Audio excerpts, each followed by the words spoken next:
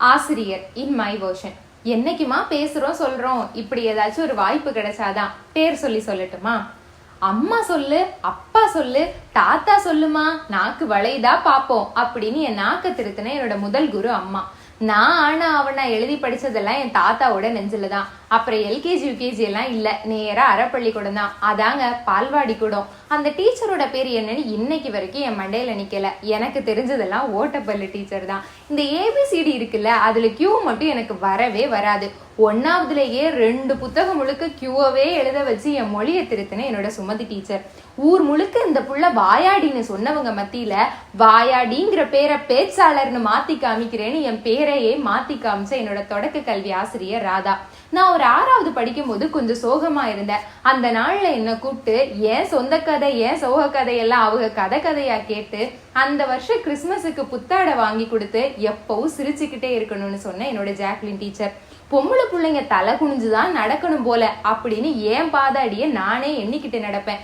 எவன் சொன்னா நிமிந்து பாரு, கண்ணுக்கு கண் பல்லுக்கு பல், அது புடவையா இல்ல கத்தி மடிப்பானே தெரியாது, அம்புட்டு கூர்மையா இருக்கும். இப்படி அவங்க கிட்ட சொல்லாமல பார்த்தே தெரிஞ்சுக்கிட்ட என்னோட செராபின் டீச்சர். ஒரு 8ஆவது படிப்பேன். கொஞ்சம் மேலுக்கு சரியில்லை, செத்து போயிருவேனெல்லாம் சொன்னாங்க.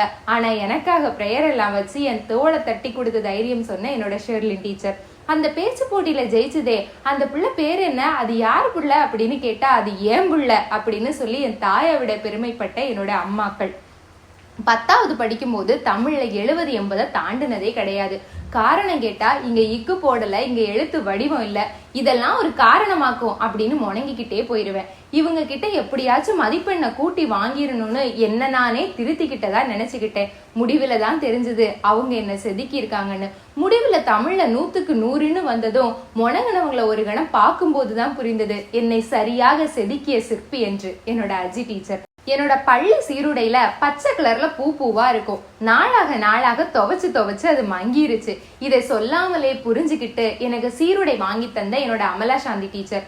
வீட்டுல இருந்தா சரியா படிப்பேனான்னு தெரியல, இங்க வந்து படிச்சுக்கட்டுமான்னு கேட்கும் போது விடுமுறை நாட்களிலும் நேரம் ஒதுக்கி எனக்கு சொல்லி கொடுத்த என்னோட ஷகானா டீச்சர்.